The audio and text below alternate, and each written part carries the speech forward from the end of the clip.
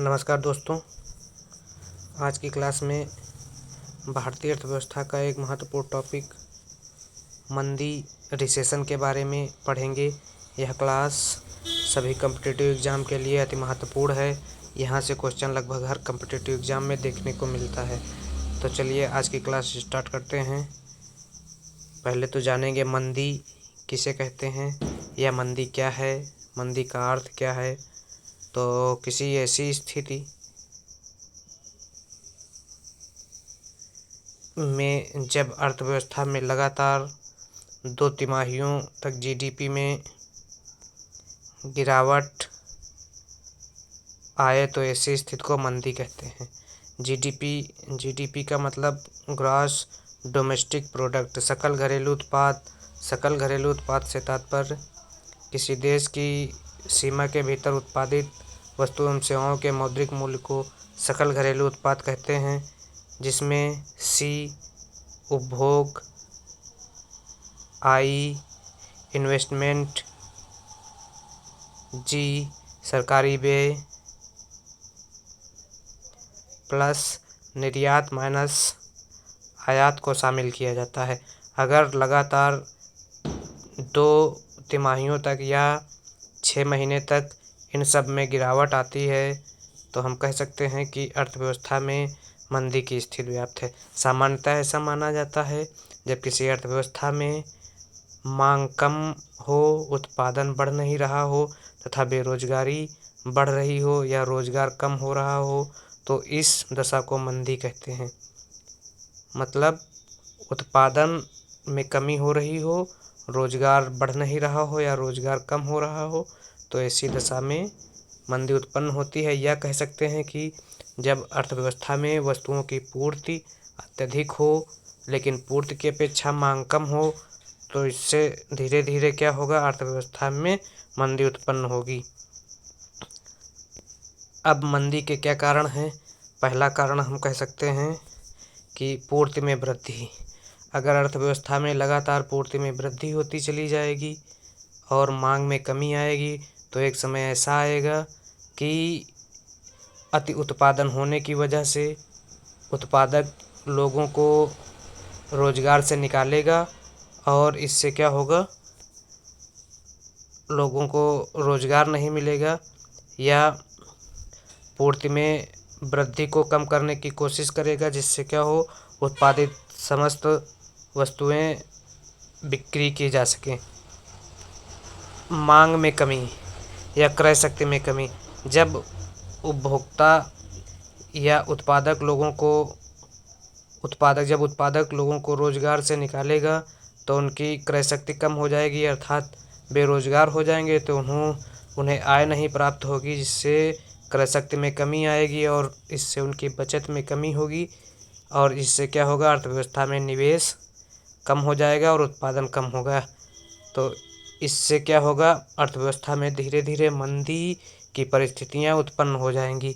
इसके अलावा एक अन्य कारण में हम कह सकते हैं अंतर्राष्ट्रीय बाजार में कच्चे तेल की कीमत में वृद्धि, जिससे महंगाई बढ़ती है और मांग में कमी आती है तो इससे भी अर्थव्यवस्था में मंदी की स्थिति देखने को मिलती है।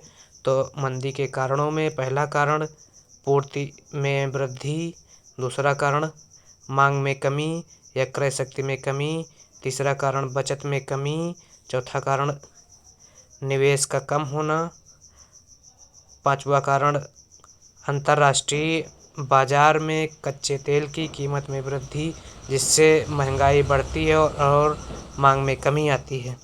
अगला, मंदी के क्या प्रभाव होंगे, उत्पादक पर मंदी का क्या प्रभाव पड़ेगा, उपभोक्ता पर मंदी का क्या प्रभाव पड़ेगा और देश पर मंदी का क्या प्रभाव पड़ेगा। तो पहला हम जान लेते हैं उत्पादक पर मंदी का क्या प्रभाव पड़ेगा। तो इससे क्या होगा, उत्पादन में कमी आएगी।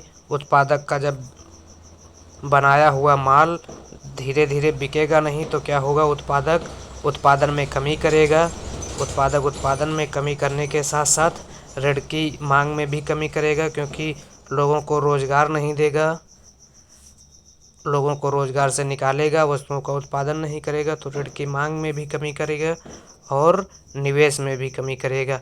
ये 3 प्रभाव उत्पादक पर हैं। पहला, उत्पादन में कमी करेगा, दूसरा ऋण की मांग में कमी करेगा, तीसरा निवेश में कमी करेगा। इससे क्या होगा, इन सब में कमी करने की बदौलत देश का आर्थिक विकास धीमा हो जाएगा। ये देश के ऊपर प्रभाव है मंदी का। अगला प्रभाव उपभोक्ता पर। उपभोक्ता पर क्या प्रभाव पड़ेगा, रोजगार में कमी आएगी, उपभोक्ता रोजगार से बाहर निकाल दिया जाएगा जब उत्पादित माल बिकेगा नहीं, और उपभोक्ता जब रोजगार से बाहर निकाल दिया जाएगा तो बेरोजगार हो जाएगा, जिससे उपभोक्ता की आय कम हो जाएगी। इससे उपभोक्ता की आय कम हो जाएगी और इससे क्या होगा, जब आय कम हो जाएगी तो उपभोक्ता की बचत कम होगी और इसके फलस्वरूप उपभोक्ता की क्रय शक्ति कम हो जाएगी। तो ये प्रभाव क्या हैं, ये प्रभाव उपभोक्ता के ऊपर है। पहला प्रभाव रोजगार में कमी का, दूसरा आय में कमी का, तीसरा बचत में कमी का और चौथा क्रय शक्ति में कमी का उपभोक्ता के ऊपर प्रभाव देखने को मिलता है मंदी के दौरान। अगला, मंदी से निपटने के क्या उपाय हैं।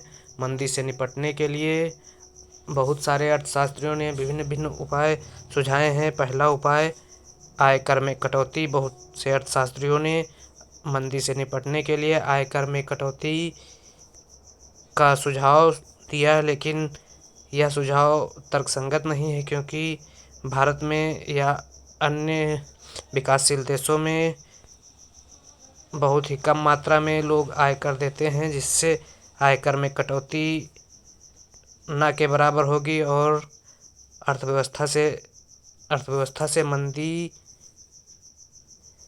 का मुकाबला करने में सक्षम नहीं होगी। अगला कारण, MSME उद्योगों में सुधार, मतलब सूक्ष्म लघु एवं मध्यम उद्योगों में सुधार के तहत निवेश को बढ़ाया जा सकता है और लोगों को ज़्यादा से ज़्यादा रोजगार दिया जा सकता है। इससे मंदी से निपटा जा सकता है। अगला, संरचनात्मक सुधार। संरचनात्मक सुधार से तात्पर्य ऐसे सुधार से है या ऐसे दीर्घकालीन सुधार से है जिसके माध्यम से अर्थव्यवस्था में कुशलता बढ़ती है। जब अर्थव्यवस्था में कुशलता बढ़ती है तो इससे मंदी से निपटा जा सकता है। इससे उत्पादन बढ़ता है, निवेश बढ़ता है, लोगों को रोजगार मिलता है और जब लोगों को रोजगार मिलता है तो लोगों की क्रय शक्ति बढ़ती है। इसलिए संरचनात्मक सुधार से मंदी से निपटा जा सकता है।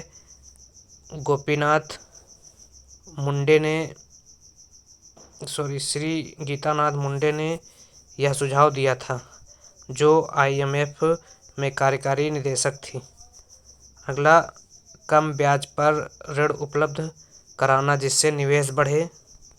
मतलब मंदी के समय उद्योगपतियों को कम ब्याज दर पर ऋण उपलब्ध कराना, जिससे क्या हो, धीरे धीरे लोग निवेश बढ़ाएं और उत्पादन बढ़े और इससे क्या हो, धीरे धीरे अर्थव्यवस्था में वस्तुएं ज़्यादा हों तो वस्तुएं कम कीमत पर उपलब्ध हो जाएं, जिससे लोग मांग करने की ओर अग्रसर हों। तो अगला कारण, मनरेगा एवं प्रधानमंत्री किसान सम्मान निधि जैसे कार्यक्रम मंदी से निपटने में महत्वपूर्ण भूमिका निभाते हैं। अर्थात सरकार को मनरेगा एवं प्रधानमंत्री किसान सम्मान निधि जैसे कार्यक्रम चलाने चाहिए, जिससे क्या होगा, लोगों की क्रय शक्ति में वृद्धि आएगी, जिससे क्या होगा, मांग बढ़ेगी, उत्पादन बढ़ेगा, रोजगार बढ़ेगा, आय बढ़ेगी और बचत बढ़ेगी, जिससे क्या होगा, अर्थव्यवस्था में निवेश बढ़ेगा। इस प्रकार हम कह सकते हैं मंदी से निपटने के लिए आयकर में कटौती करनी चाहिए, सूक्ष्म लघु एवं मध्यम उद्योग में सुधार करना चाहिए, संरचनात्मक सुधार करना चाहिए, कम ब्याज पर ऋण उपलब्ध कराना चाहिए जिससे निवेश बढ़े और सरकार को मनरेगा एवं प्रधानमंत्री किसान सम्मान निधि जैसे कार्यक्रम चलाने चाहिए, जिससे मंदी से निपटा जा सके। नमस्कार दोस्तों।